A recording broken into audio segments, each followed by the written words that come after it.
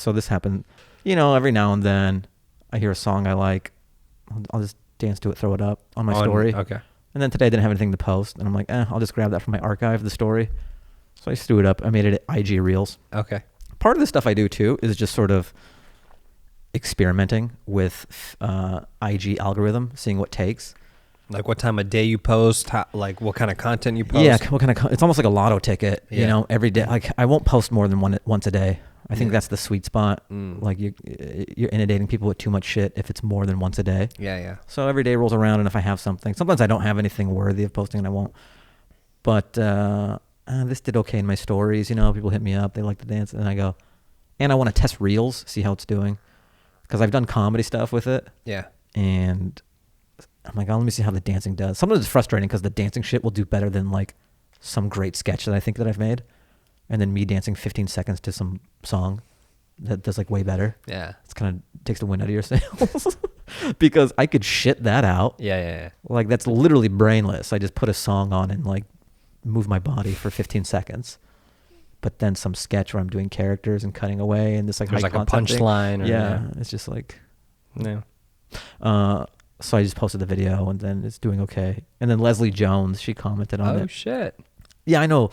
It's weird to be around long enough where it's just like I know everybody. Yeah. Like whenever I go home, I was home just over the weekend. I'm watching TV and it's like I know everybody in every commercial and I know everybody on every show. It's weird. You're like, oh, that's a friend of mine. That's a guy I did. But you just keep that inside because like how many times can you do that before you just sound like a weirdo, a douchebag, or it becomes a conversation that you don't want to. You know what I mean? Yeah. It's I'm just talking about my friend who's in a Corona commercial. Like good for him. Yeah. But Leslie Jones, because I knew her from the Comedy Store and. I remember we were writing on this commercial campaign for Beats. We were writing commercials for Beats. You remember the Beats pill? Yeah. Yeah. The little Owen speaker. Smith, funny comedian. He's actually the showrunner for The Last OG now. He just got that gig. Okay. He's in a ton of commercials. Great stand-up too. So he hired some people to like write, and then Leslie Jones was there. So that's how I know her from the store, and then that writing job. And then she got SNL, and of course, it took off. When she was on there, I would actually like text her some sketches sometimes, just because like I'm not precious with my stuff. Yeah. It would just be a dream of mine for like an idea to make it onto the show. Yeah. Even if it's through some other channel. So I was like, hey, what about this sketch? And I don't think they liked it. Like she pitched this sketch, but I think it's because she was like new there and maybe there's some politics because I still stand by the sketch. I think it's a funny. Yeah. You want to know what it was? Yeah, let's hear it. So I pitched the idea. Unless you still want to. Nah, I think the time is past. Because Kanye would be like, I ain't trying to, give it up for free. Or, yeah. But let's hear it. So it's like a Southwest flight. Okay. You know how they're always trying to be comedians. Like I have that bit or whatever. So it opens on like, these like 3 white flight attendants on Southwest. And like there's this guy, he thinks he's the funny one. He's like, all right, turn off all your cell phone, all your iPhones, Blackberries, and Blueberries. And everyone's laughing. And they're like, oh my God, Dan, you're hilarious. He's like, I don't know. It just comes to me. These ideas, they come to me. And he kind of prides himself on being like the super funny Southwest flight He's attendant. a top dog on He's the a air. top dog because he smashes on these flights. Yeah. People are in hysterics over his. We've got these, these follow the lights. It looks like a runway. Just like, terrible jokes. And then they're like, oh, Dan, this is like Janice and it's Leslie Jones or whatever, from our New York flight. She's just flying with us. Like something got mixed up and she'll be just like, oh, that's great. And then they're going to do the in-flight announcement. And then she's like, I can do it. He's like, you could do the second half or whatever. Or no. It goes the other way where like she does it first. He goes, okay, it's harder than you think. And then she does like Def Jam Southwest flight stuff. She's just ripping in, doing crowd work. Like, look at this motherfucker in the front row. This bald guy, like, you've been using the same bottle of Pert Plus for 20 years. And everyone's like, shit. Like they're crying. People are just like banging up. There's like black guys running up and down the aisle, Yeah. And they're just like in hysterics, right? And then he has to follow her. He's like, all right, well, I warmed him up for you. Like I set him up, knock him down. And then the guy's just like, in the event of an emergency, your flotation device also looks like a toilet seat cover. And people are just staring at him. And he's just eating shit up there. And then you hear like, boo! And then some guy just pulls up his cell phone and goes, like it's the Apollo, you know. Everyone's like wop wop wop wop. So that's the gist of it. Just like Leslie Jones smashes it, doing like Apollo Southwest, and then the white guy just can't follow. Yeah, I think it's a solid sketch. I stand by it today. Save it. Shoot it. For what? I just did it. I'm not gonna shoot it. Why not? Because I just did it. GOATFACE it. GOATFACE is over. No, it's not. It's GOATFACE never. is a state of mind. GOATFACE is in here, dude. GOATFACE lives. Oh, man, I'm off track, but I want to talk about Hasan too. So Leslie, she writes on this dance that I posted on Instagram. Yeah. She goes, what does she do? Hold on, I gotta find it, guys. I want to get it right. She goes, it's the best / worst thing I've ever seen. I've heard that before though, and like that. No, but I know she likes it. Yeah. You know, and But then she people also have said tweeted it too. Yeah.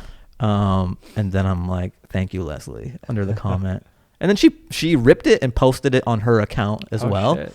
and said the same thing. And I'm like, hey, best worst is still something. Yeah.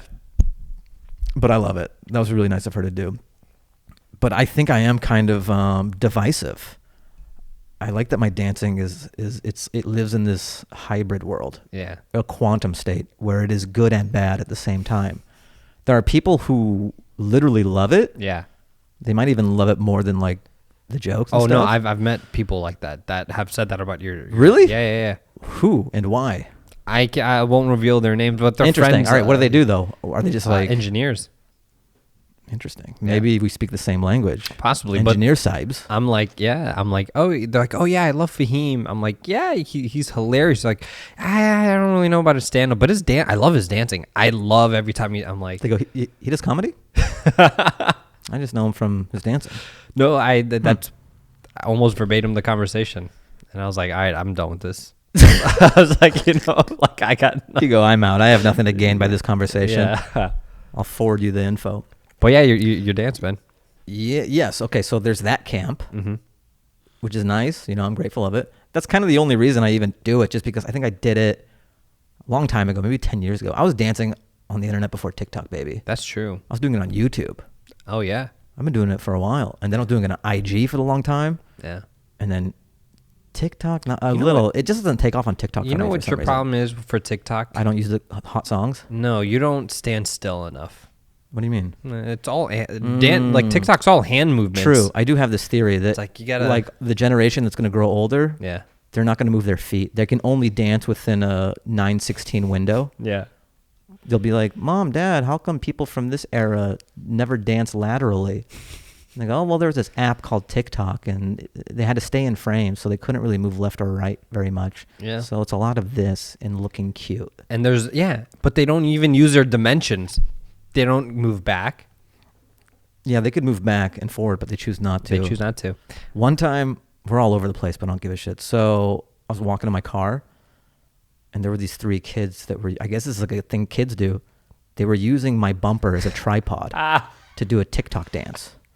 So it's like they got busted. I'm just walking to my car, and it's like they're possums. Yeah. They're It's just like they got caught watching porn. It's like, totally. yeah. And I wanted to be like, this would be funny. Be like, you don't have to stop. You can use my car as a tripod, but I have to join you. Yeah. I have to be in the dance. And they would leave. Oh. I think that would be way more effective than saying, get away from my car. Yeah, If yeah. I said, you can use my car, but I have to be in the video. Yeah. They would leave. On a scripted thing, like those scripted TikToks, those fake stage ones, they'd be like, oh my God, why? Come join us. But in reality, Yeah. they'd be like, no, it's okay. They would tell their parents, and then I would have a restraining order. Mom, some guy wanted to be in our video and he wouldn't let us leave. I was getting Postmates yesterday, and then some kids, like there's like 3 kids, maybe they're like 10 to 12, Okay. 3 of them, and then they're like, hey, I'm gonna go ask him. I just have my food, and I'm like, oh, I really don't want to deal with this. And he goes, hey, You're such a fucking grouch. me? You're like, I see these kids, they look at me and I'm like, I don't want to fucking deal You with like these how this kids. is after like my mushroom epiphany too, Yeah. about being a nice guy. Actually, I can be kinder. No, here's the fucking trouble. kids This got- is a gray area. Okay. It's later at night, Okay.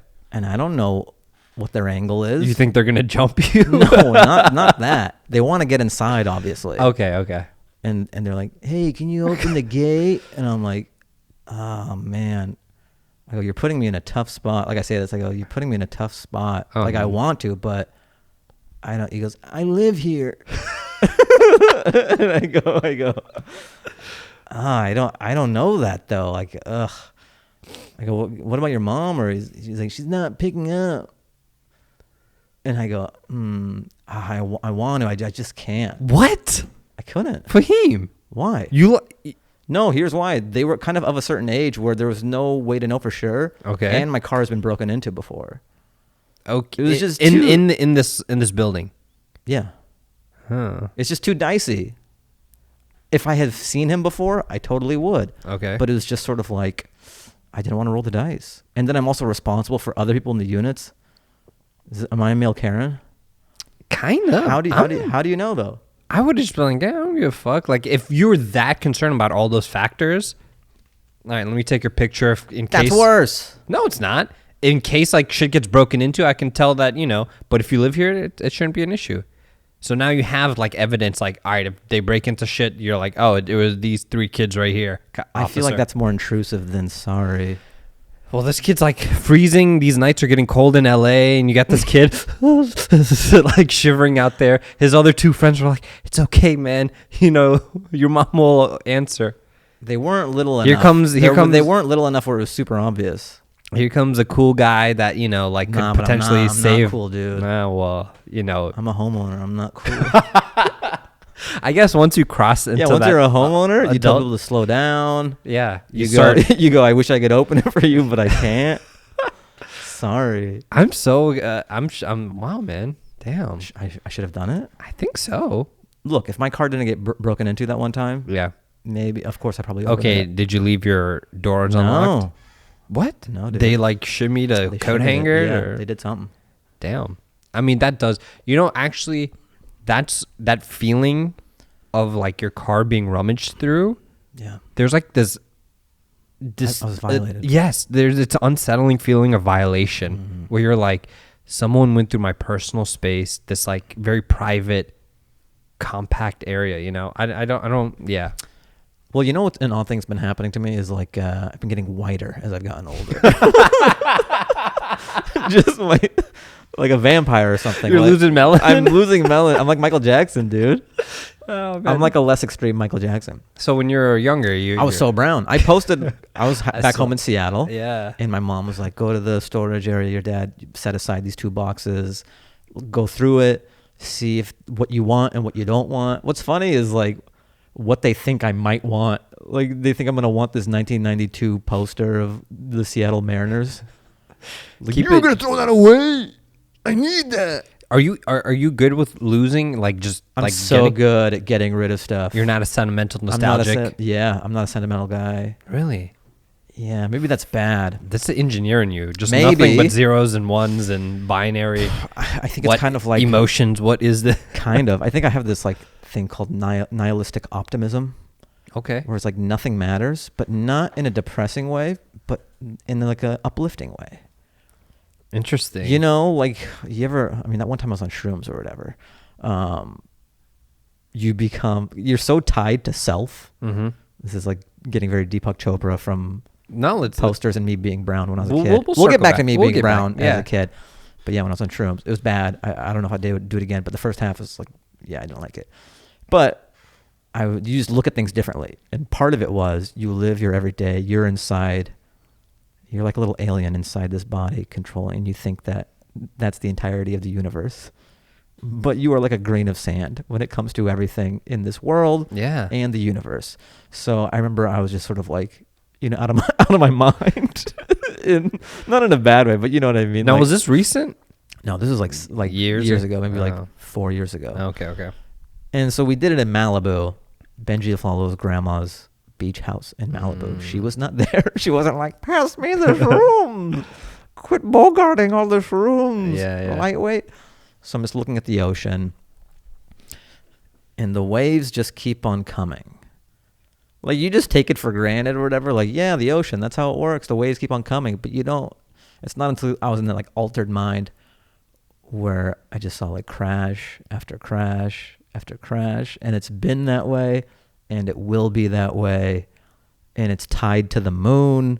Just everything became so grand, and my place observing it became so small in that moment in time. And also you feel so small over the span of time, and also so small in the span of just the physical entirety of it all.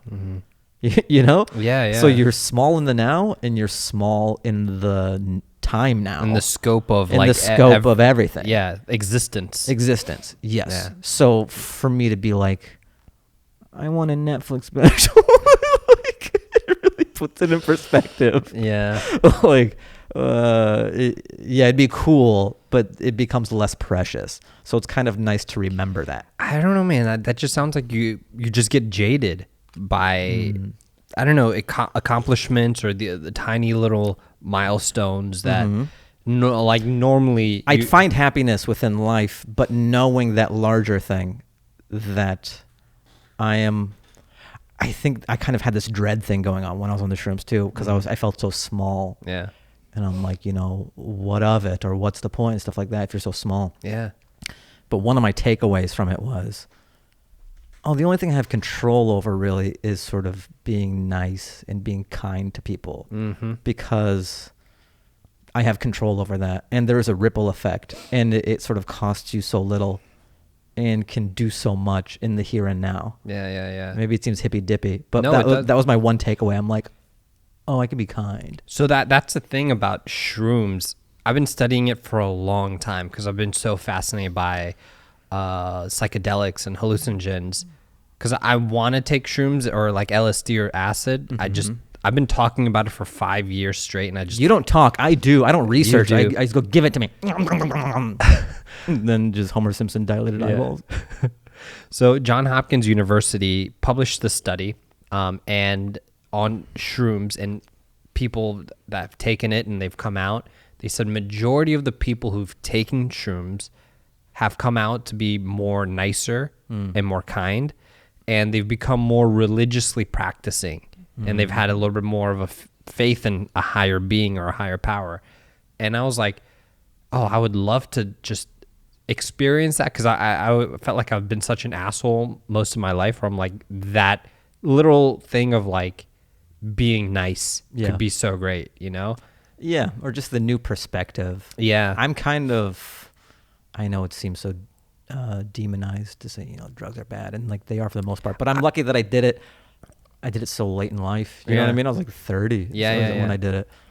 But see, I don't think drugs are necessary. I mean, I get it. I don't know. It's such a You nuanced. can't tell kids. Yeah, they are so nuanced that you can't tell a 12-year-old the nuances of like, well, drugs can actually help you see things in a new light. Yeah. You can't tell that to a 12-year-old because they're still forming their brain. So you just have to do a blanket statement like, drugs will make you jump through a window. They'll make you crazy. You don't want to touch that shit. Sex will kill you. They'll kill you. Yeah. Because then you'll be like, Sex and drugs. Okay, it's dangerous. Like, Yeah. they're too young to process the nuances of drugs, and no adult has the time to explain the nuance and the dangers of like that a 12-year-old's going to pick up the overdosing and all the yeah. So you just do a blanket. They're bad. Stay away from it. Yeah. And then you get older. Like, I feel like, I've never smoked weed. I've never found the need to smoke weed. I've never had that urge or desire, but it's one of those things where I'm like, I just don't see it as harmful. Like I see it as people with anxiety. It helps with them calm with anxiety, other medical ailments, pain, physical pain, mental, emotional pain, LSD or shrooms has that whole psychedelic aspect that I just talked about. It makes you a little bit, but then that's the thing. Anything in extreme can obviously, even Dude, yeah, totally. I had this thought. Sometimes I'll be driving and I have a thought, like maybe it could turn into a bit or something, but I think of drugs as being like taking apart your laptop. And you're like, oh, that's how that works. Oh, cool. That's where that chip goes. Yeah. And maybe you can boost the RAM and actually like improve on your laptop. Oh yeah. The trouble is sometimes you do so many drugs that you can't put the laptop back together. And I'm worried about that, where you're just like, and now you just have parts. It's just gonna heat up. Now you're just overwhelmed by parts on the carpet, and you can never get your brain back together. Yeah. So there is a danger, and it's almost like God's like, hey, you violated the TOS. the terms of service for your brain. Yeah. The they go- seal has been ripped. yeah, The warranty is I void. can't. The God, the Mac genius is like, I can't put it in rice. So put your brain in rice. That's all I can offer you. You really went to town on that thing. Yeah. I think, you know, and they even say like a little bit of red wine daily or once, whatever. It's like good for your heart, or whatever it is. Like, you know, it's these little things in drugs. I mean, I would never tell anyone to do heroin. Obviously, I don't see any. I would though. Yeah. Really expands your mind, and it's cheaper than OxyContin. Oh yeah. Is it cotton? Codon. Codan. Oxycodone. Well, I take it in cotton candy form, so I get OxyContin. Codon. I don't know. I've taken it when I broke my arm. Whoa, bro! Oh yeah, man. Dude, kids watch this. I love it. Painkillers. You would crush it up. No, First, you don't have to put it up your butt. You don't have to take it that way. I hate that I learned how to take painkillers from shows. From media. What shows? It was what was that fucking with The Rock? Ballers. Ah. He has like this hip thing and he's like literally crunching them like Tic Tacs. So I break my arm. They give me painkillers. I'm like, oh, okay. Like The Rock chewed it up like Tic Tacs. I'm like, oh, it's like chalk. Chalky, yeah. And then you read it. They're like, swallow, do not chew. I'm like, why the fuck? Why did The Rock do that? Yeah. So I'm like, okay. So from there, I just start like, you know, but so if you remember, I dislocated my elbow and I fractured my radial head, and like my forearm, like the entire forearm, like bruised as well. So it was like excruciating pain for like 2 weeks or 2 to 3, or actually almost a month. And I would take 2 pills a day. And then towards the end of my prescription, like the 2 pills wouldn't do anything. And now I'm like, you got hooked. I was like right at the like cusp where I'm like, I need more pills. Oh, so I start hitting up my friends that are doctors. I'm like, hey, can you write me a prescription? Like, no, just take some Advil. I'm like, I'm telling you, the Advil won't do. Like, I'm in actual. The Advil doesn't taste as good. Yeah, what? so I mean, I'm in pain. No one would give me a new prescription. They go, Ollie, your doctor's note says the refill amount. It says infinity. You connected the 2 zeros and said infinity. That's, you know. No doctor I didn't write prescribes this. Infinity. I don't know. Ask Dr. Johnson. It's He wrote infinity. New wave of He science. said he wants me to have infinity pain pills. I feel like they didn't do anything for me. I got my wisdom teeth taken out a long time ago. Yeah. I was still working at Boeing, and they told me to take them out. Yeah. So I had a coworker, like 4 or 2 of them. I had 2. Okay. I had the Kanye West. The bottom 2. Yeah. Okay. So then when I was done, I just had like this going on, Yeah. and I started making hip hop. Did you start freestyling? Yeah. Spinning it through the wire. Yeah, but there was no wire. It was just through the fat cheeks. The stitches. Mm-hmm. Yeah. I had that. But I did the pills and stuff, and it didn't really. I was like, take it or leave it. Oh yeah, no. And I wasn't trying to enjoy it or something. I just felt like it didn't do anything for me. It knocks you out, man. There is this thing I've heard that like redheads take more pain. Have a higher like threshold. It takes more takes more painkillers for them Gingers, to react on redhead. Yeah, like more anesthesia, like more anesthetic and more pain pills to do the same job that it does for like a regular person. Oh, that makes sense though. It's a genetic thing. Oh, they don't have souls. Whoa, whoa! I'm kidding to my gingers, fellow gingers. That's just a running joke. I have a lot of ginger friends, dude. Oh yeah, do you? Watch your mouth. I do. Santino. I don't have a single. I'm sorry about this guy. I don't have a single ginger friend. Well, that's why you're so freewheeling with it. Yeah, I use the playground insults. Yeah, I don't. Yeah. Oh yeah. So I mean, the great question that we gotta get back to is my dancing good or bad? We'll never know. I guess maybe perspectives have shifted because of TikTok. Because it isn't something that people can dance along to as well. Yes. Like you can't be like, oh, it's like jazz, baby. Yeah. Like dancing is like jazz. People with TikTok, they want canned. See, that's what I'm against. Like organized dance, the mass consumption of this. It's like that's what she said of dance. Okay. Yeah. TikTok is kind of a version of just like video catchphrases. Oh, 100%. The reason people love catchphrases is because it's plug and play. Remove imagination and inspiration and just like Mad Libs, you being funny. Yeah. And it's odd. Sometimes I don't understand the platform. Like I'll post my stand-up clips on TikTok. Yeah. And it'll take off, which is flattering. Yeah. And then you get to see what people are doing with your sound. So a lot of people, I've noticed this. It's like little kids and like housewives that lip sync to my stand-up bits. Yeah. A lot of housewives are on They'll TikTok. kind of like act it out. Yeah, they'll just like... Yeah. Or they'll They'll just pretend that they're doing my stand-up bit with the front-facing camera, and it's like my voice. but no acting out. It's just them just regurgitating. It's them acting out with like their face. Okay. It's like if they were doing it. Okay. So it's like stand-up karaoke or something on TikTok. Interesting. And I guess there's a marketplace for that. Yeah. But from where I'm standing, like, it's very flattering that they choose to do that, or that it's like inspired them enough to do that. But I don't understand. Like, I would never do that. I don't understand the appeal of it. Yeah. It's foreign. Interesting. Yeah. So, yeah, I just like, I guess my dancing's weird. Like, they'll just, I just hear the music and I just kind of do whatever. It's freestyling. It's freestyling. It's dancing. guess. It is what dancing is. I guess. But the thing is that maybe it looks unconventional. But the one thing I will say is I feel it. Yeah. And it's to the beat. Yeah. I think there's no such thing as bad dancing so long as you like feel it and are on time.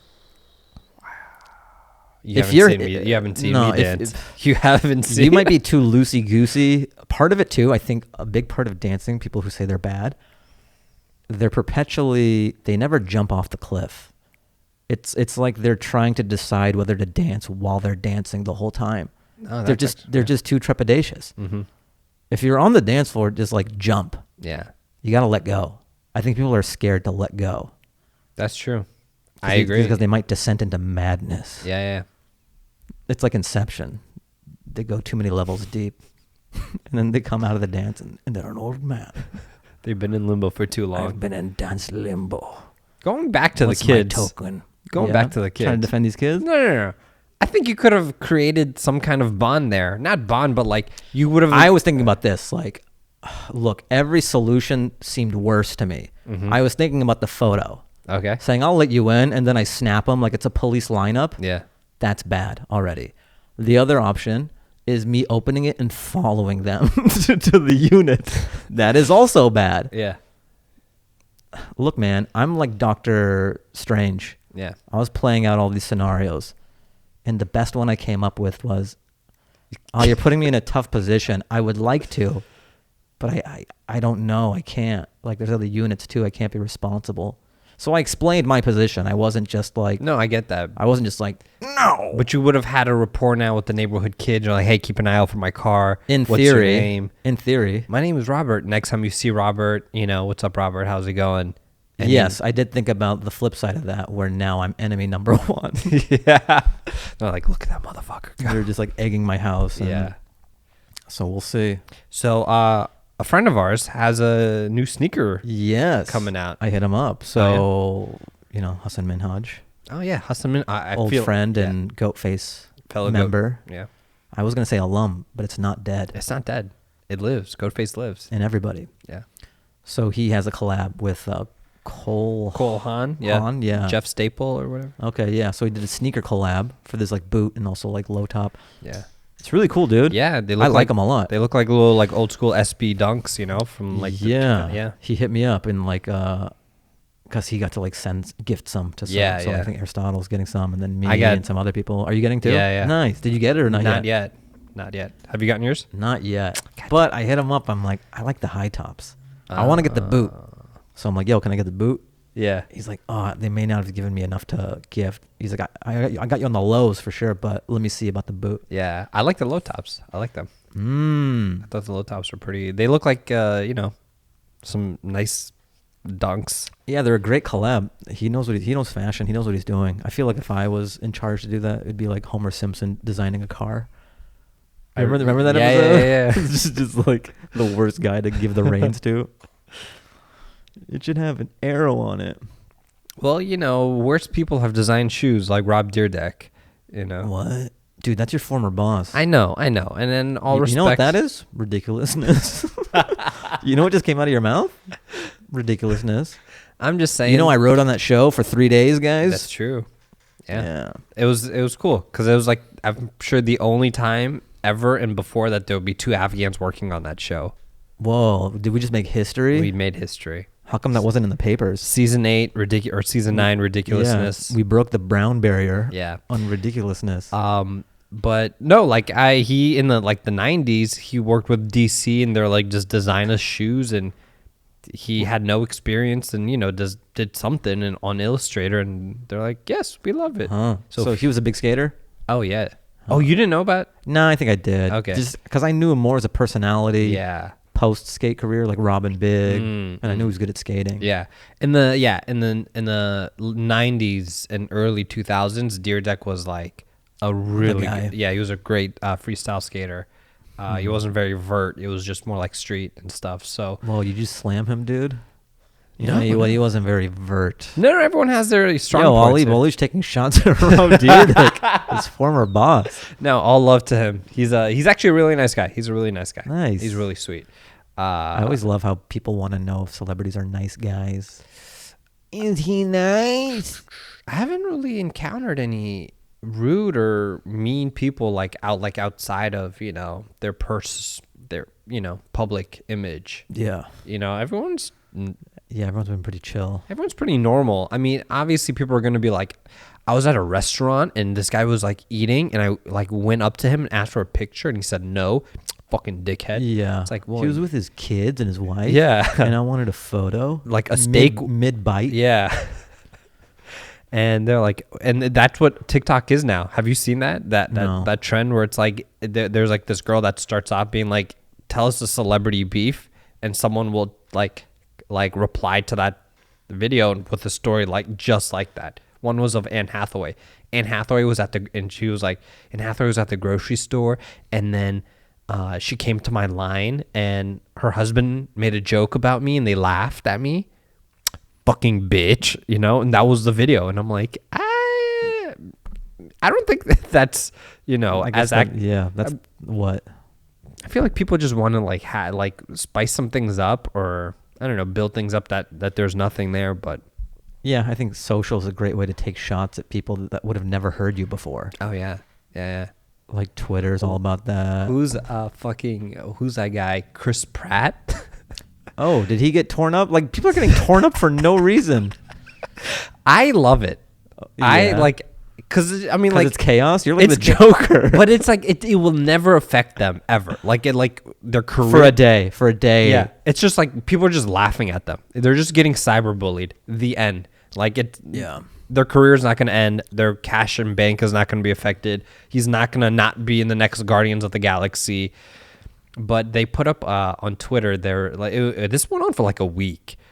Someone posted a picture of the four Chris's: Chris Pine, Chris Evans, Chris Pratt, and I don't know. I've seen this before. Yeah, some other Chris.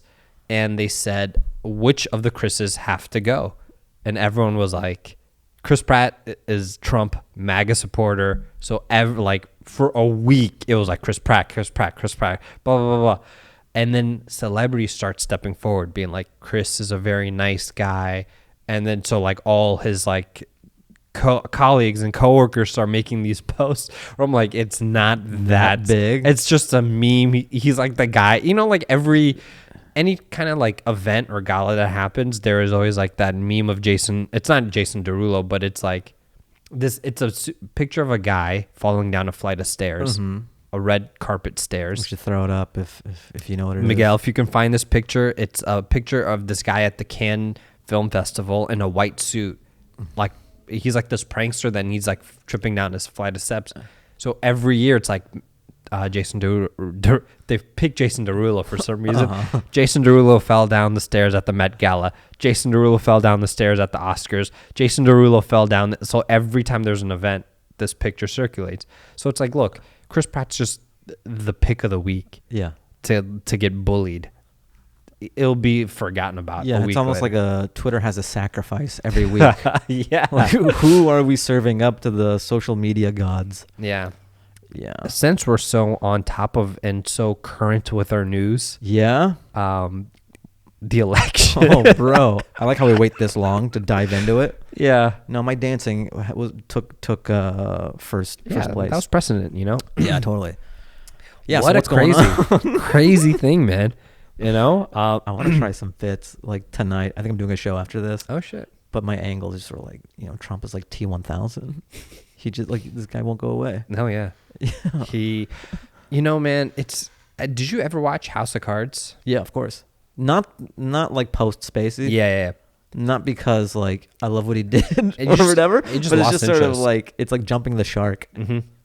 Yeah. Yeah, it just seemed like. I didn't watch it either after. Not because of it, but it was just Kind kind of of look. I was invested in Frank Underwood for how many seasons, and now I'm gonna flip it to his wife. Robin Wright. Yeah. Nothing against Robin Wright, but yeah. It's a To be completely honest, different even thing. that last season was kind of making me lose whatever. Anyway, there was that episode where it was election day, and Frank had to like call a terrorist attack, shut down the polls here, do this here, like, and it was working enough where he could kind of like sway the election in his favor or pause the election for a bit.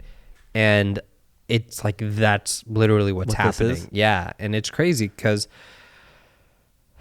I mean, when we're recording this, Right. which is like a week before this, like comes out. yeah.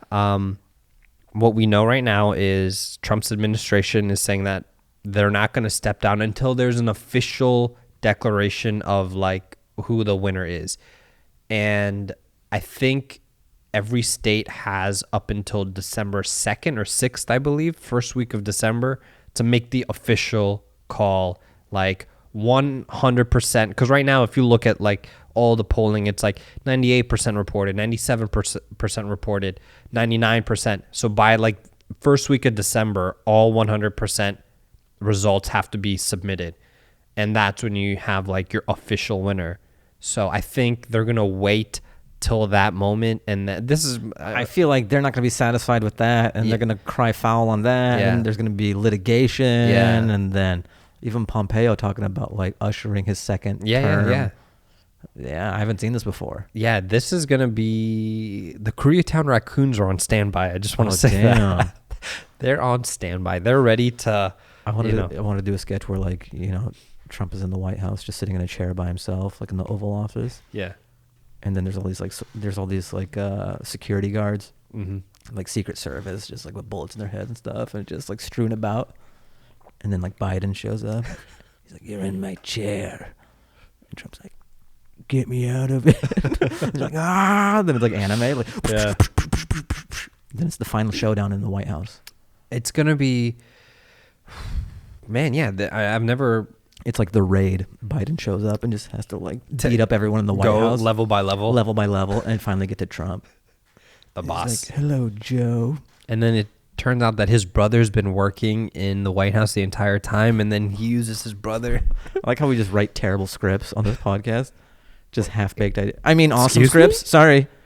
I mean, awesome scripts. These are freaking, Come on, what do you expect from two ridiculousness alums? hey, maybe What if that's on the top of my resume? Out of everything that I've done, I wrote on ridiculousness for 3 days, what if that's like side by side with Ali Baluch. what if that's like the podcast's origins? Hey, how'd you and Fahim come together? Well, we worked on Ridiculousness season 9. People say that's the best. That's like how there's the golden years of The Simpsons. Yeah, that was Season 9 was the peak of ridiculousness. and we met on set, and No, that's not true. We've known each other before that. he wrote on that episode. I produced that episode, and The rest is history. the rest is history. The rest is guy getting hit in his nuts. History. I love how that's a staple of every like clip show. Oh yeah, You're always gonna have a guy get hit in the nuts. American Funniest Home Videos, Ridiculousness. Yeah, why is that timeless? Do you think a caveman got hit in the nuts and then like everyone was like in hysterics? I feel like it's the most immediate form of comedy. Yeah. And like a PhD can laugh at that. Oh yeah. And like a really dumb guy can laugh at that. It's It's almost unifying. I think now we just need creative ways of people getting hit in the nuts. Like you can't Like just highbrow. Yeah. Like a Rube Goldberg machine. Or like a marble hits like. And the guy's just waiting. And then.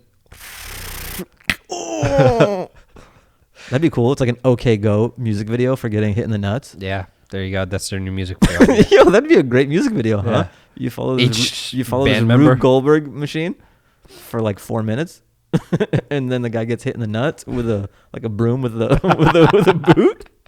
Yeah, like a real cartoon boot. Yeah. Stuck to the end of a broom, and it goes, and the guy goes, oh.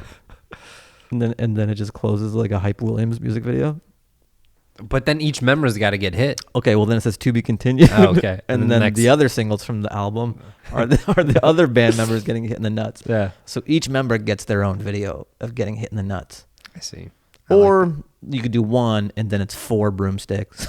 and simultaneously. Yeah. Or it's like 4 notes. So the groan they make is a different note. Octave. Yeah. It's like a chord, you know. It's like a chord of a guy's getting hit in the nuts.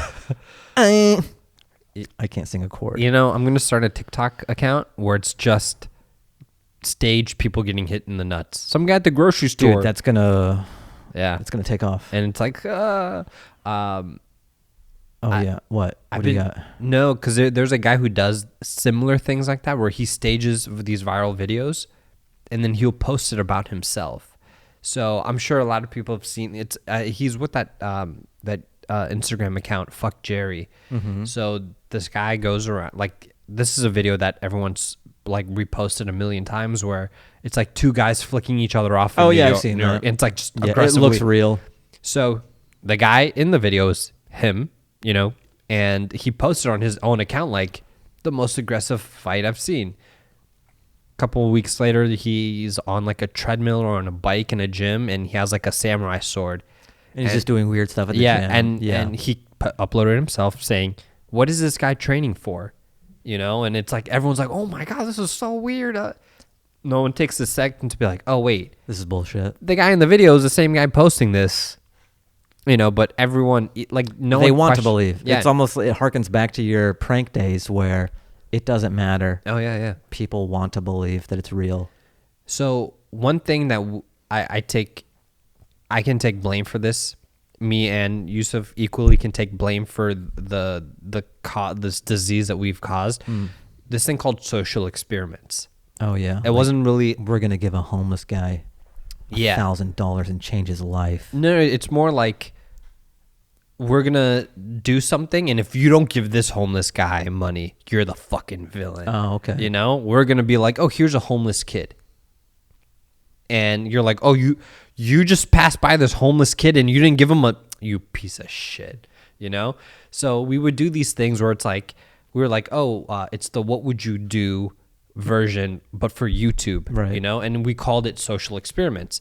We started doing it, and then now as I scroll through TikTok, it's like these kids get younger and younger that are doing these pranks or social experiments.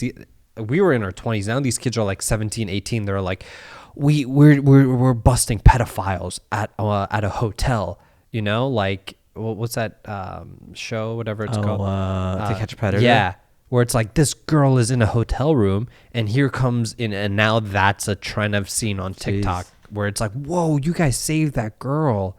It's like, dude, I've seen enough fake videos to be like, no, this guy is a bad actor, she's a bad actor, you're a bad actor. Everyone in this fucking video is bad actors. Yo, who would be the actor who wants to be the pedophile on this TikTok? They just like answer a Craigslist ad. Yeah. And they go, yeah, I'll be a pedophile on your TikTok and it'll look real. $20. Well, cool. The problem is you can't tell them until they... This is the fucked up part. Will you tag me? Tag me as the pedophile in this video. The fucked up part is you can't... I got fired. What? You can't tell them until they get on set. So you can't post it on Craigslist being, we're going to do you got to label it a comedy sketch video.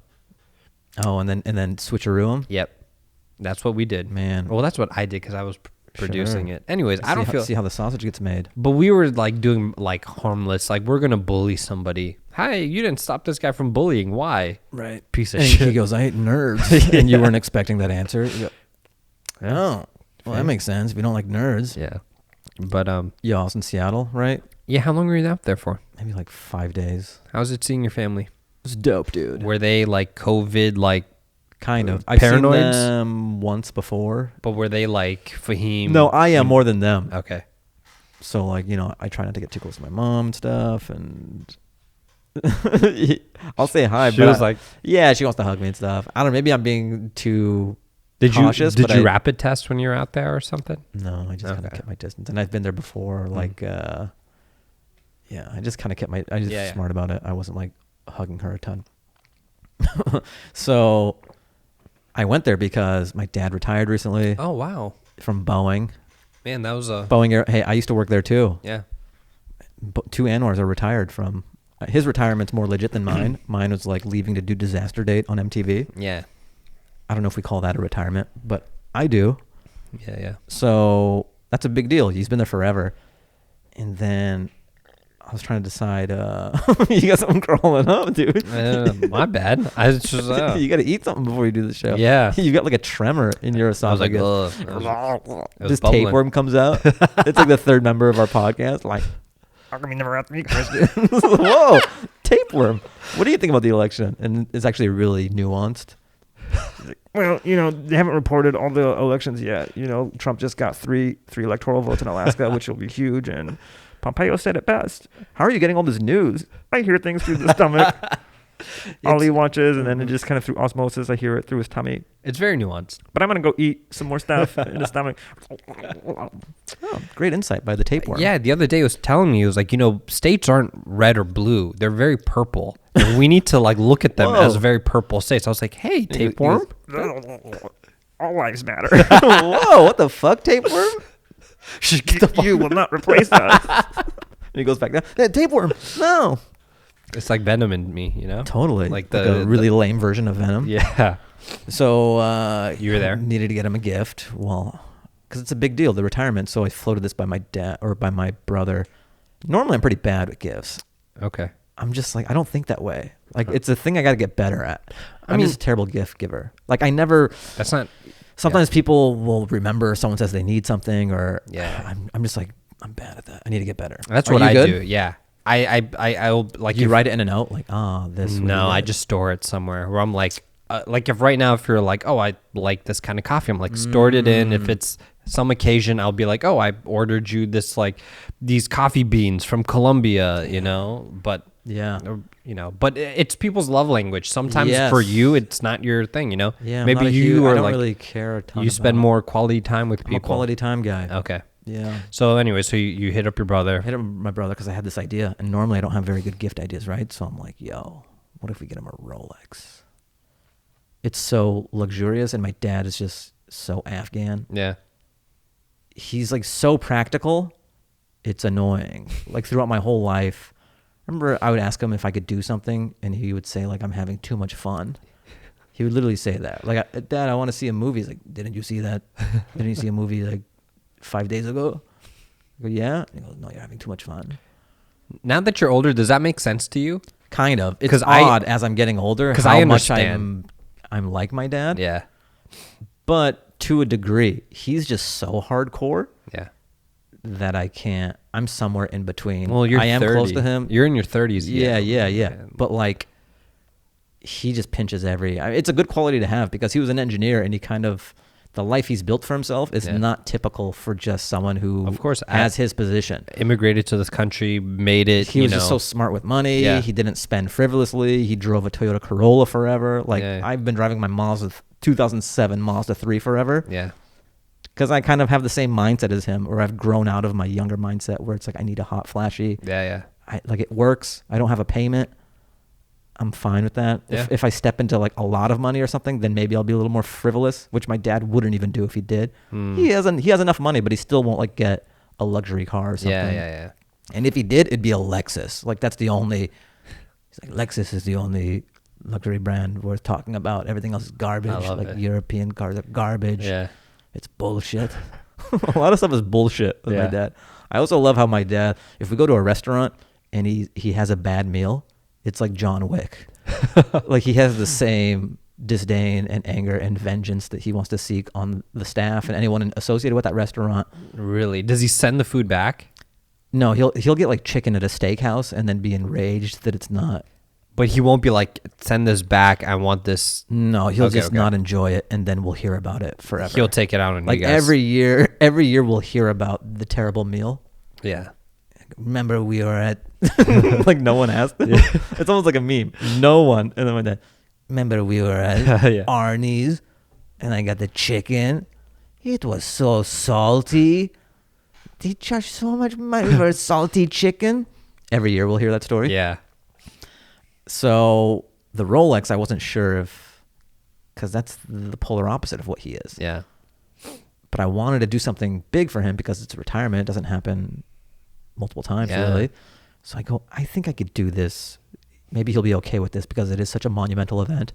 So my brother was cool with it, going half on a Rolex for him. So I got it. I got the Rolex and then went home, wrapped it and all that, wrote a card. And then we went downstairs. We planned it. And then I had it on the kitchen island and I go, hey, Dad. And he's like, I go, Dad. And then he turns the swivel chair around and then he knocks the floor lamp over. Oh, no.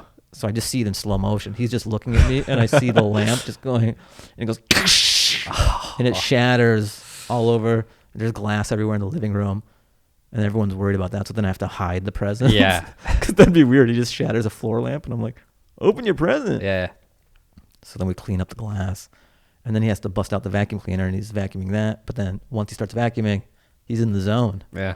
So then he starts vacuuming everywhere else. Are you going to vacuum the whole house? And he's like, oh, I'm almost done. And then he puts it away. And then finally I'm like, hey, Dad, open this present. And he opens it. And then he actually liked it a lot. More than I thought he would. Okay. It was almost like uncharacteristic how much he liked to watch. Yeah. That's good. That's surprising. It was a home run. Yeah. Because I thought maybe he might disown me or something. Be upset. What the fuck? Yeah. Rolex, it's bullshit. Yeah. You pay so much money. Timex. Get me a Casio. Yeah. There's kids starving. But no, he was like, oh. Like that's the one thing I guess he's okay with. I guess, a timepiece. It was the thought too that, his sons bought him this gift, the sentimental. Maybe he's a little bit more sentimental than you, Maybe. But if he is, it's pretty subdued. it might show up at an older age, Maybe. But yeah, there was a certain shade where I'm like, okay, it was a success. Yeah, that's amazing. Yeah, How was the time with the cousins, family? It was cool. My cousins were over too. You see that story I did of them just like watching a YouTube video? Like they were just watching a bunch of like YouTube R&B videos. Yeah. And just kind of getting down. Because they have kids and stuff. They have families. So they haven't been away from them for a while. Yeah. So it was just like such a release valve seeing them have a minute to themselves. Yeah. I take that for granted. My day-to-day is like mostly about myself. Oh, yeah. But like they just had this sliver of time. So they're just watching like Eddie Murphy's Party all the time. And they're just like, my girl wants to party all the time, party all the time, party all the time. Rick James produced that? No way. The more you know. Rest in peace, Rick James. Yeah, he died. Rest in peace, Charlie Murphy. Rest in peace, everybody. Damn. Yeah, everyone. How are we doing on the mailbag? I don't think we have that much. But one more thing about... So my dad, he retired, and he seemed like... I think he retired because he wasn't loving the last few years at Boeing. Interesting. Like he never really loved it there. Okay. But I remember asking him, I'm like, Dad, why do you keep going? He's like, I go to Boeing. They give me a bundle of cash. That's why.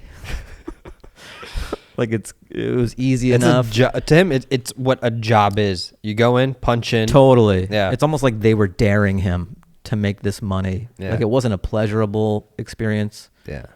Especially because I think like he should have been a much higher level.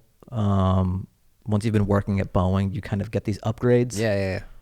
Like P. I forget what the terminology is. I think I was like E2 or E. So it's almost like you're a wizard or something as you become an engineer long enough at a company. And my dad should have been on a more management track and had more. He was a lead a few times, but there's just politics and bullshit involved too. Yeah. And my dad's just so stubborn. He's like the worst at playing ball. Yeah. He was probably like you, just being like actively abrasive for no reason. Instead of being the path of least resistance, he'd probably be like, fuck you. You just like throw sand in the supervisor's eyes, like Van Damme style. Sometimes you Muhammad, where did you get sand? I have my ways. I have pockets of sand just for that. Well, we gotta test everyone. Everyone's. You have to leave, and he just roundhouses. And then cut to Pete, the HR. Muhammad, we've talked about you roundhousing. Pete, you can't split kick. You can't split kick. He goes, it was on break. It wasn't during office. It was my lunch break. I know it was your lunch break, Muhammad, but you can't be split kicking the supervisor. So, yeah, he just wasn't loving the last few years at Boeing. And I think he retired out of just not loving, just that became too much or just, I don't have to do this anymore. Yeah. which I don't know if it's the best reason. I mean, it is, but the problem is my dad has like no hobbies outside of work. Yeah, so he's like a mule reincarnated. All he knows is work. His existence was His to work. existence is to work and to like provide. stack money and to never spend. Me and my brother joke like he just works to see numbers go up on the screen. He has like a whole vault where he can Scrooge McDuck now. Kind of, but not even that, because everything is digital. Yeah. So it is an odd concept that you work all your life just to watch these numbers increase on a screen. Yeah. Sure, it is money, but you don't have a Scrooge McDuck vault where there's a physical manifestation of it. So That's true.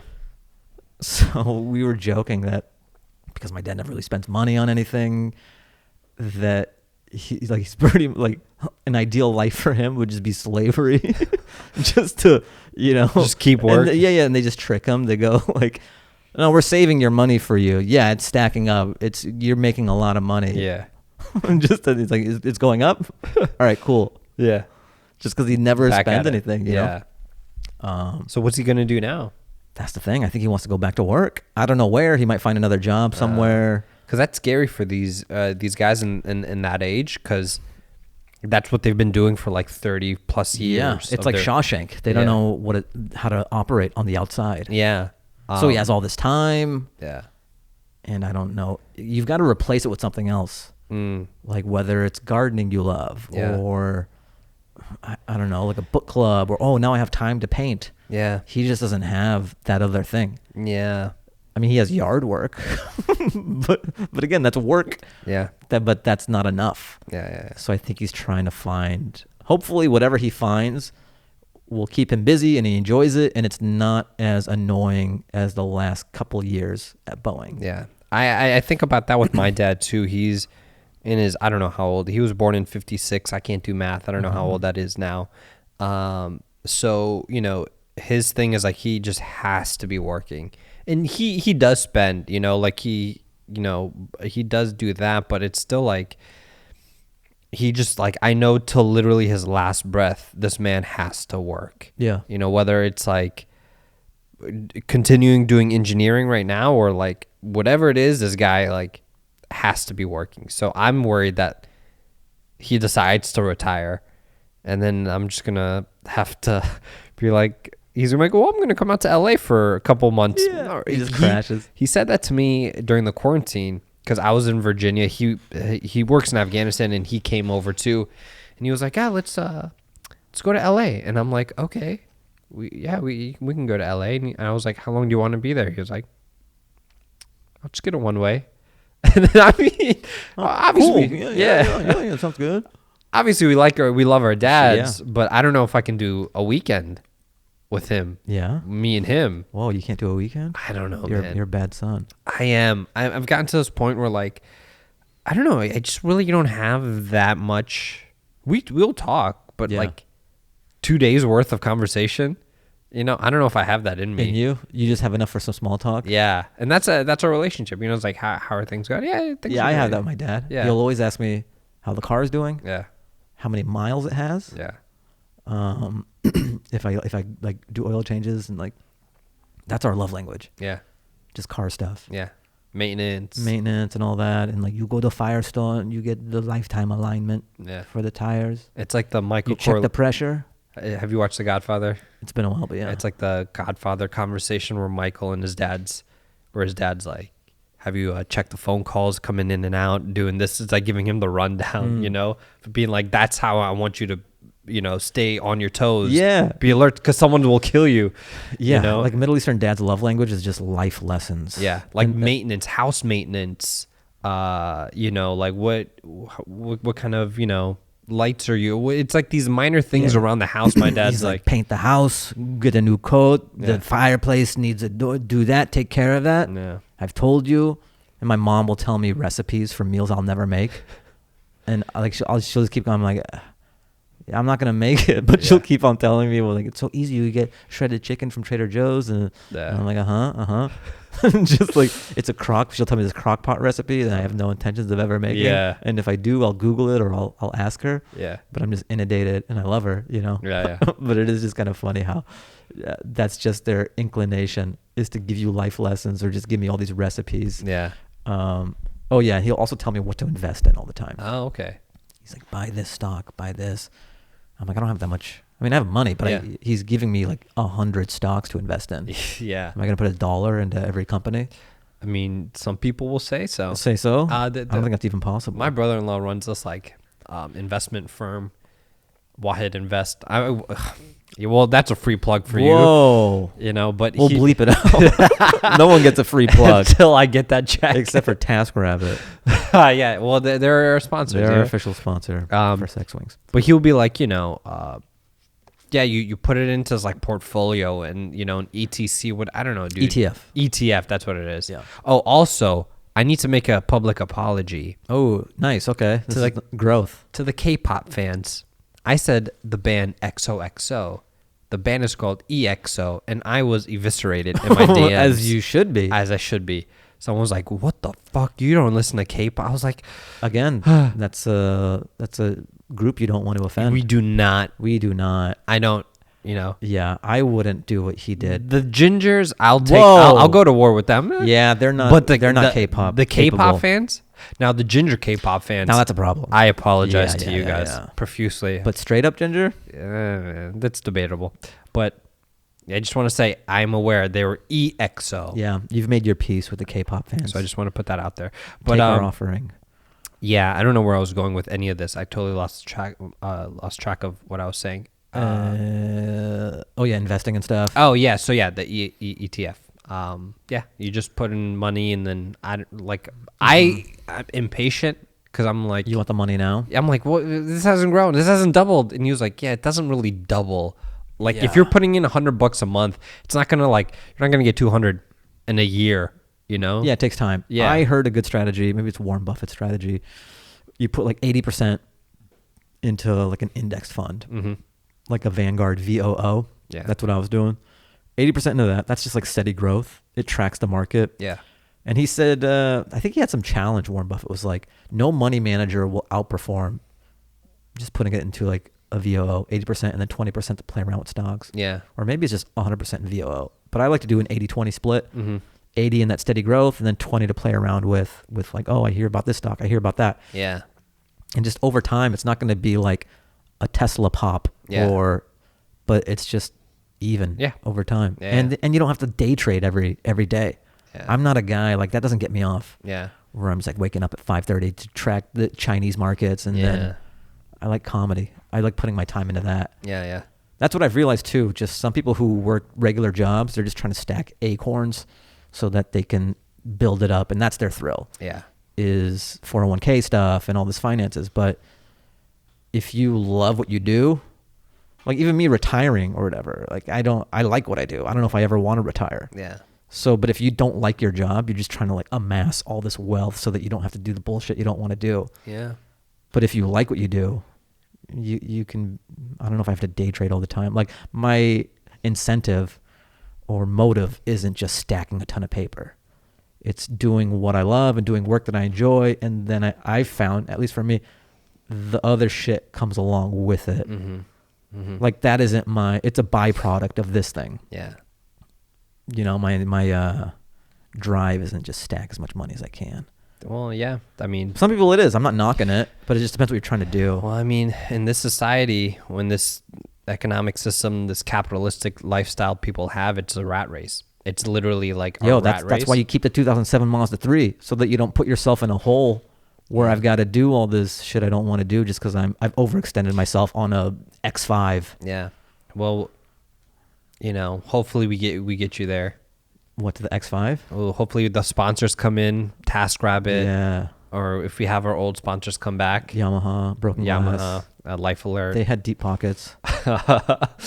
screaming, whatever. But yeah, We might have a mailbag. We might have one or two. I'm excited to see what we got. what the people have been what saying. we got? All right, this is from Deus Bencomo. He's written in before. Oh, yeah. Scored some merch. Whoa. Yo, just wanted to say how much I enjoyed the shirt I picked up. Super soft and killer color scheme. Definitely can tell it's not cheaply made. Soup's fresh. If Hawaii got cold, I'd buy a hoodie too. Maybe I'll move so I can buy one. Peace. And he threw one of these up there. Ooh. Did he post a picture, though? No picture. Oh, Send us a picture, dude. We want to see what you look like in it. Yeah. And just like, in a merch way. Nothing, not an OnlyFans way. Don't worry about it. It's not for those reasons. But I like how he stunted on us by if Hawaii got that cold. No. We get it. You're living the dream. Bro, it's been actually pretty chilly. It's very cold. I guess you were out. I mean, Well, I came from Seattle to LA, and I'm like, this feels like Seattle. It's so cold. every morning it's in the like, I love when people think, even people here in LA, bro, like, it never gets colder. I'm like, it gets in the 40s. Like, this morning was like 46 degrees. I don't know what you're talking about. It doesn't get cold. Yes, we experience. Yeah, and in LA, 46 feels like below 3. Yeah. Or below -3, whatever. And on the East Coast, that's where I grew up. When it is 46, it's not that bad because there's a like slight humidity there where it's like, the 46 kind of feels like a 50. Yeah, when I was in Washington D.C. doing shows, I kind of got that vibe, and everyone's dressed for it. Yeah. Here, everyone is just like t-shirt and thin ass jacket weather. Yeah. So when the 46 does come, you're not wearing a Brooks Brothers wool jacket. Yeah. We had an event. We did this event, me and some friends in LA or in DC, and it was my friends from Southern California. And it was a culture shock. I didn't notice at the time that they wouldn't notice this, but a coat room or a place to hang your coats. Oh yeah. So we did this event. People would come in like, "Hey, where's the coat room?" They're like, "What? A coat room? What do you need a coat room for?" And they're like, people are coming in with like sweaters and hats and like, and it's like, yeah, you need somewhere to like, people can hang. They can't just walk around this whole entire like gallery carrying their. Yeah, that's such an East Coast thing. Yeah. So it's like something I was like, oh, that was like, for me, I was like, oh, that's obvious. I can't believe I forget, like, look over that. But these guys are like, that's a thing, Yeah. Yeah. That's sun privilege. All right, this is from Bijan Anjavi, another regular. Jabroni Paradox. Hey, Fahim and Ollie. Hope you're doing well. Longtime listener of the pod. Usually don't write in anymore, but heard something that compelled me. That's a shame. One of you, not naming names, brought up Jabroni of the Week in a recent episode. And one of you, again, not naming names, insinuated that your own cousin, your own flesh and blood, was a jabroni. The reason? You asked him to buy halal marshmallows, but when he returned home, he did not bring graham crackers and chocolate with him. But, as you yourself describe in the story, you never asked him to buy graham crackers and chocolate. You only said halal marshmallows, a pretty esoteric item on their own. You can't just assume he would have magically known to buy those extra items, especially if you never told him you wanted s'mores. Only a jabroni would assume that. Wow. Am I right? Yes or yes? Bijan. P.S. New pod episodes with you two have been great. Loving the lava takes. New tracks and recent merch drop. Keep them coming. Thank you, Bijan. Have you come to terms with your own jabroni? No, I'm still not the jabroni. No, because I'll just address this briefly and then we can move on. He said, "Come to my house for s'mores," and I said, "Just make sure the marshmallows you get is halal." Assuming this guy's, we in our next episode we need to talk about host etiquette as well. What it is to be a host, to host someone over, whether it's a party or like spending the weekend at someone's house. As this guy's hosting me and he's like, "Hey, come over, we're going to do bonfire and s'mores," I'm expecting him to provide everything. But also guest etiquette is you don't show up empty-handed. So that's what the marshmallows were about then, huh? I should have been like, out of courtesy, what should I bring? Like, I don't want to come empty-handed, but fuck this kid. This is tough, dude. I don't like my cousin anyway. If you're watching this solo, maybe write in whatever you guys think. Whoever the jabroni is Ollie in the clear? Is the cousin the jabroni? I feel like everyone's going to side with the cousin, and I'm the jabroni in this. Right. But you might have some allies. You don't know until you put it out there. I don't know, but I have to stand my ground and keep my dignity and pride and say, this man was a jabroni. Not the jabroni. But next week we'll talk about host etiquette. Yeah. All right. We got a song for you, man. Oh, okay. Yeah. What are we dancing out to? Dude, we're dancing out to Feeling Like I Like by Maki and Liliana Andrade. And before we leave, where can they buy these cool hoodies and t-shirts? Ooh, they can go to fahimanwar.com, click on the merch tab. Mm-hmm. Boom, it's there. We got shirts, we got hoodies, we got mugs. Everything's there. Maybe some other stuff too. But those are the main staples. Yeah. Well, right now it's gonna grow. It's gonna grow. Yeah. You know, soon we'll have a flamethrower and everything like Elon. Yeah. Who I know you love. That too. I got a lot of DMs you about got that. Flamed up. I'll only say two things. Please. One, I don't personally believe you can be a ethical billionaire. I don't think that's a thing. You cannot be you can't amass $1 billion ethically. That's one thing. And I get like that's his net worth. It's not what maybe is not what's in his checking account. Maybe it is. Maybe he has $1 billion in his check. Who knows? Yeah. Anyways, that's one. Two, there's enough articles, research, or like people have come forward that have spoken about how this man has screwed people over on his way to the top. And that's, like he's taken ideas. And that also goes to another thing. People love, I've noticed this, especially in men, like young men, they idolize Elon in this way where they just want to believe. It goes back to like wanting to believe in something, wanting to believe this is real, that there's an actual real life Tony Stark. Mm-hmm. Oh, this guy is a billionaire genius, and everyone wants to just believe that. They want to believe Dan Brazilian or whatever. It's Dan like Bilzerian or whatever. Yeah, like he's this like millionaire playboy, that self-made man. Yeah. I just you got to look through the fog and the I think there's shades of gray though. Like you may say, there's no way to be an altruistic billionaire, and I think it's like a butterfly effect thing. So there's no way to have like a net positive. Like there's gonna be some collateral. It's not like he's dropping bombs on people or whatever. But I think what he did do is kind of inspiring, or like not Bill Gates, but Steve Jobs. Yeah. He's not the nicest guy in the world. Sure. He's kind of a notorious asshole. It's no secret. But do the ends justify the means? Say the iPhone and some of the technological progress, by having that guy as a visionary. Sure. The day-to-day may be like, what an asshole. But at the end of the line, it's kind of a feat in human vision and ingenuity. Same is true of Elon. Say like Tesla. Mm-hmm. Electrical cars weren't really a thing, and then he really popularized it, and it was a Herculean task, and even with the space program. So I know there's these weird things like calling the submarine guy a pedo or something like the Thailand. And it's not even like cheap shots like that. It's like genuine people who have these ideas and visions. And again, these have been reported where you're like, you would go up and be like, that's a great idea. I'm buying that idea off you. You get no credit. You don't even get acknowledged. And then I'm going to have these guys make it a thing, and I'm going to get all the credit, and I'm going to be acknowledged. I'm going to be the genius. You gave me the idea. These guys are doing the idea, but I'm getting the credit. And that's where it kind of goes. And I think... isn't that part business, though? Because some of these people are so niche that they can't see the bigger picture of like Bill Gates or something associating this with this, or like Steve Jobs saying, okay, this is good with this. Sure. No. To drive the ship. And every smaller company kind of gets up. He's good at business. I'm not denying that. Right. I don't think he's this like fucking...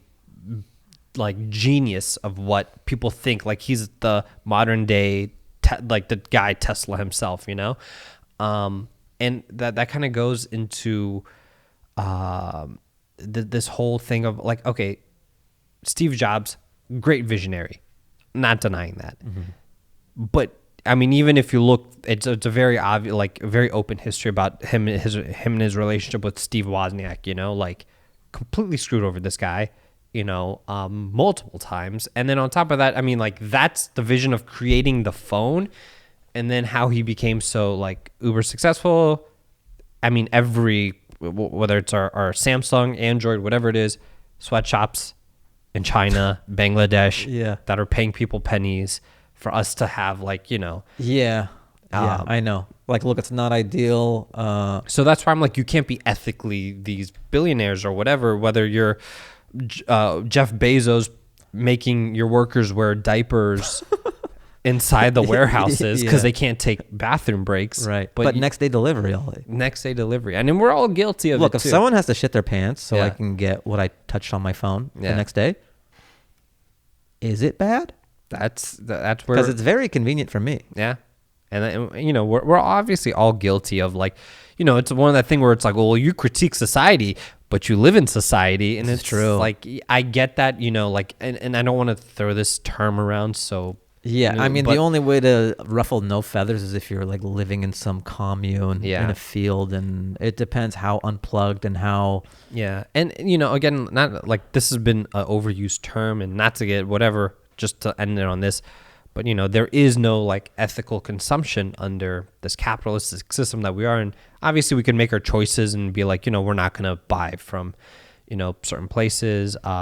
You make all your own clothes. A I- lot of yeah. people don't know that. I'm like, I but gotta- Ollie Baluch sews Yeah. everything he wears. Yeah. You have your own sweatshop. Yeah. But And you are your own worker. yeah. And you I'm just, every day I wake up just like, you know, like. and you don't give yourself breaks. I've like. You wear a sewed diaper my- actually, but I- it's because of you though. Yeah.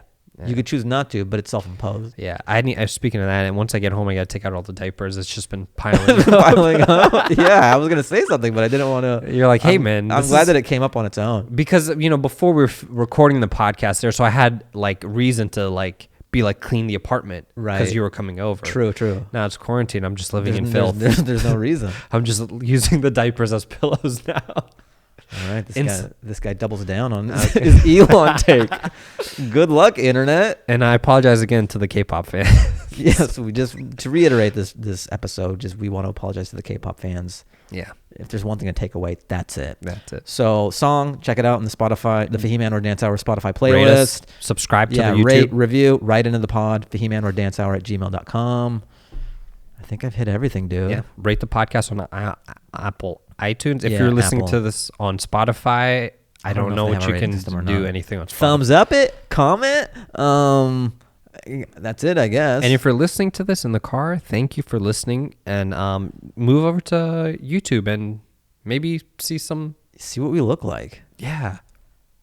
Fahim's wearing a beanie in this episode. I am. It's that cold, dude. It is that chilly, yeah. I haven't busted it out. This is my first beanie wear of the season. Well, you know, come on to the YouTube account and watch Fahim. Watch my beanie. Where can they see this on YouTube? Fahim Anwar. Yeah, youtube.com/Fahim Anwar. Man. Yeah. Slez Dog is gone. Slezdog is gone. Slezdog 2000 is gone. I converted it to Fahim Anwar. Yeah. Because believe it or not, there was branding confusion with Slezdog 2000 and Fahim Anwar. Now, were you... It's hard to believe, huh? It goes back to your sentimentality. Were you sad to see it go? A little bit. Okay. Yeah. I kind of wish that people wouldn't be confused with the Slezdog, but, you know, that's life. Where you're I like- had to grow up. Typing in Fahim Anwar, enter, and you're like, Shed one tear. what is this liquid? It's something unforgettable, but in the end there's rain. I hope you had the time of your life. What is this weird emotion in my chest? Yeah, it's like an alien busting out of my stomach. Yeah. I go, no, that's just crying, Fahim.